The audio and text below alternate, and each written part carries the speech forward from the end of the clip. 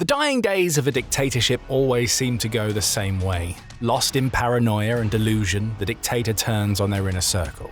Once trusted advisors become the enemy as the dictator tries everything to maintain their grip on power. Putin is in those dictator death throes right now. The Russian Defense Ministry is collapsing as Putin eradicates top officials to cover up just how bad his failures are. Russia's president is doing something monstrous to his own military. A 26-year regime is falling apart at the seams. On April 10th, the Moscow Times reported that Russia's former deputy defense minister, Pavel Popov, has received a 19-year jail sentence after being found guilty on charges of corruption. Sentenced by a military court, Popov, who had served in his role between November 2013 and June 2024, was arrested as part of what Russia claimed was a shake-up of its entire military. Fraud, forgery, illegal arms possession, bribery, and abuse of power were all among the charges thrown at Popov, with the tipping point seeming to be the uncovering of a plot by Popov to use funds intended for the development of Russia's military-themed Patriot Park for his own private estate. So what, you may be thinking? Russia got rid of a corrupt official, it has plenty of them. This doesn't really mean anything other than Putin removing somebody from power who shouldn't have been there in the first place. That's how all this appears on the surface, but the reality behind Popov's incarceration is far murkier than that. Popov was a stalwart ally of the former Russian Defense Minister Sergei Shoigu, and his imprisonment is far from an isolated incident.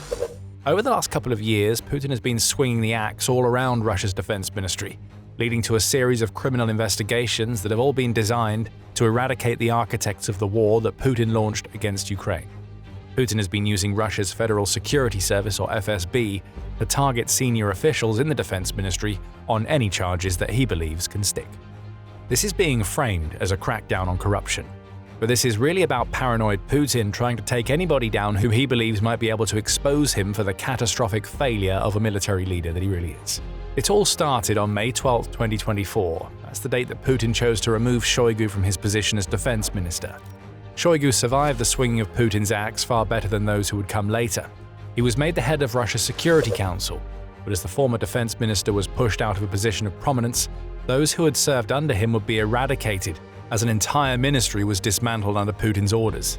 Next on the chopping block was Yuri Kuznetsov.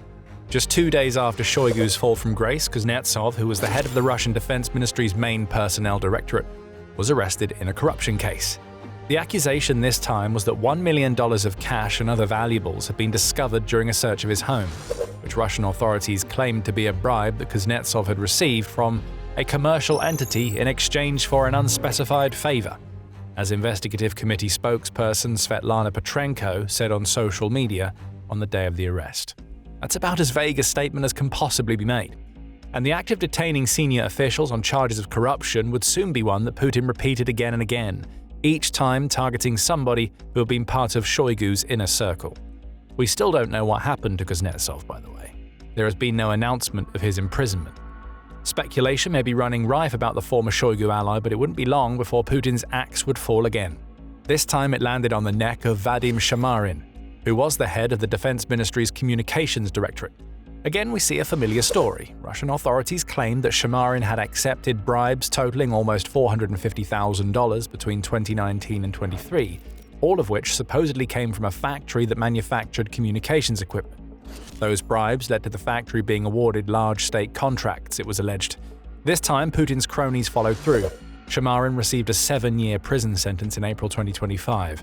But long before he was led away in shackles, more dominoes were falling in the defense ministry. The next head to roll belonged to Dmitry Bulgakov.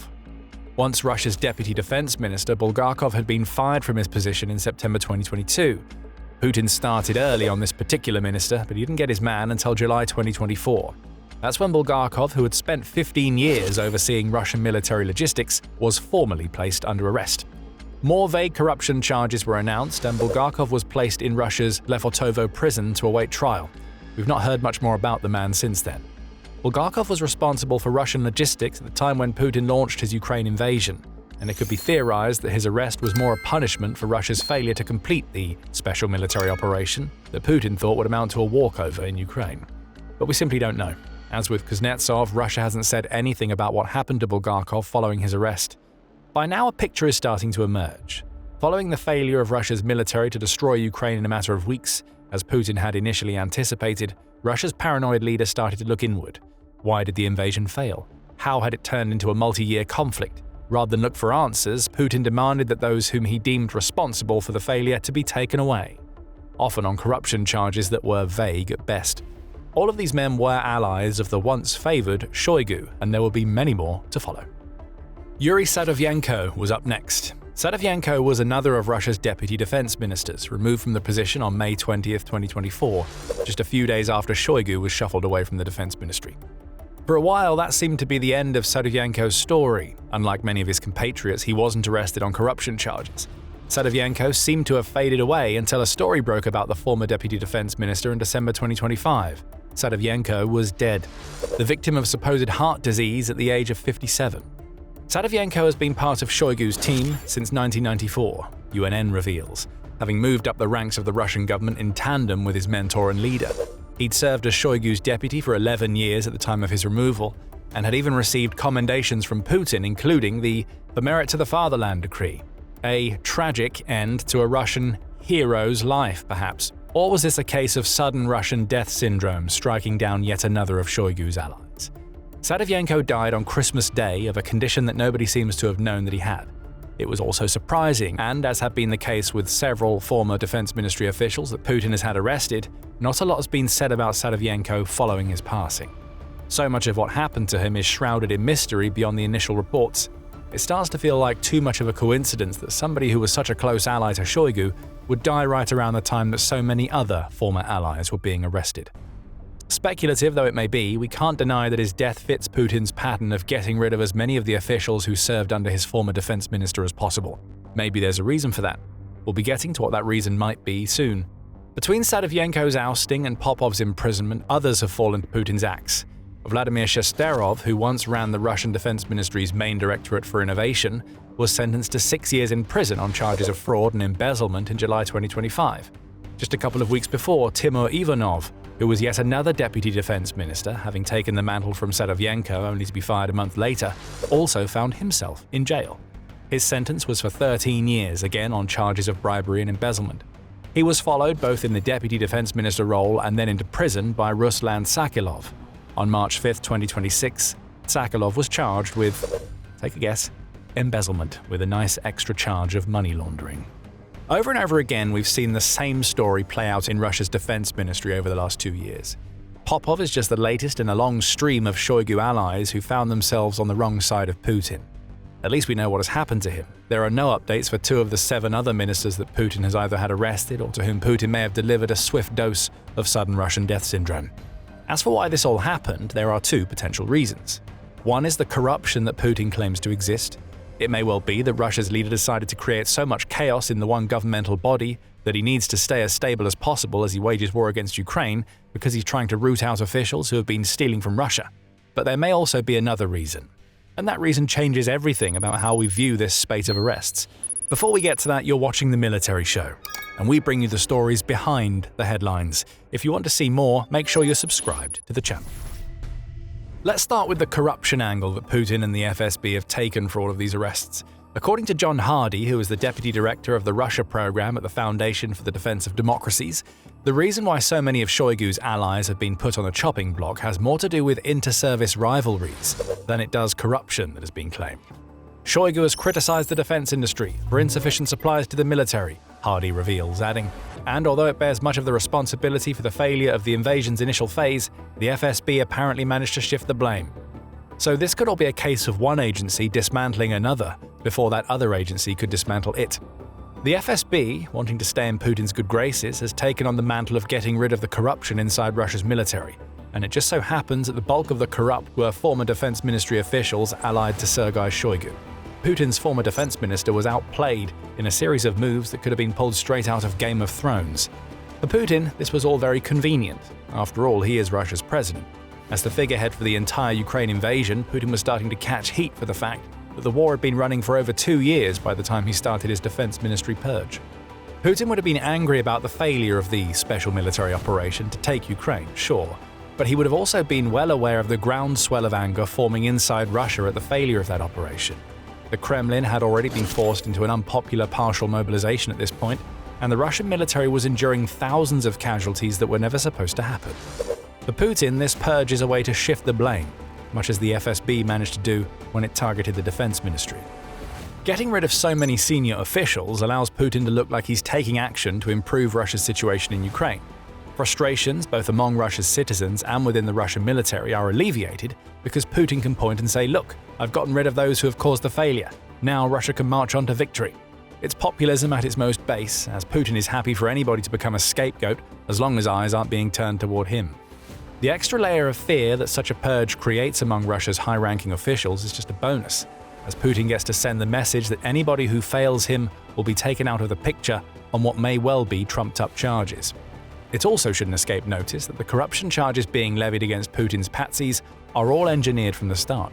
As the Center for European Policy Analysis, or CEPA, points out, Putin's Russia, just like the Soviet system that bore him, is built on a system that allows the inner circle to skim as much money away as possible. It's a loyalty tactic. Putin makes people rich, so they'll do what he tells them to do. All of the dismantling of Russia's defense ministry shows is that loyalty doesn't go both ways. If Putin decides he needs you gone, regardless of the reason, he'll make sure you're caught holding the rope that he handed you. Then you hang. And Putin gets to continue living in his deluded version of the world where Russia's failures in Ukraine are never his fault. So this is the logical explanation. Putin has used the corruption that he encourages to shift the heat for his failures onto other people. However, we also can't ignore the fact the Defense Ministry purge focused on officials who were allies of former Defense Minister Shoigu, and that Shoigu himself has been shifted away from the ministry that he ran for years. Perhaps none of this is coincidental. Maybe there's a deeper reason why Putin has targeted the specific ministers who are now being arrested or ending up dead of heart failure. Shoigu, so long an ally of Putin, may be an ally no more. And everything we've seen over the last couple of years could be Putin's way of weakening the support base of a man who would challenge his authority. There have been rumblings that Shoigu has been looking to turn against Putin since June 2022. That's when former CIA officer Daniel Hoffman suggested that Putin may be facing threats from some of his top aides, who were both frustrated over the decision to invade Ukraine and upset that the blame for the invasion's failure was being laid at their feet. Hoffman said that there were 3 people close to Putin who might be threats: Kremlin Security Council Chief Nikolai Patrushev, Alexander Bortnikov, who headed the Federal Security Service, and, wait for it, Sergei Shoigu. The first 2 men that Hoffman named are still in Putin's good graces, at least for now. But Shoigu has been forced to move aside from his defense minister position, and he has watched as his deputies and aides have been picked off one by one. Perhaps Hoffman was onto something. After all, March 10th brought with it speculation that the chaos being seen in Russia at the time had something to do with Shoigu. According to claims made by the VCHK OGPU Telegram channel, which has links to the Kremlin, a raft of internet outages and restrictions in Moscow in early March were far from random. They had been linked to several key law enforcement and military sites, and they happened at around the same time that several of Shoigu's allies were being detained.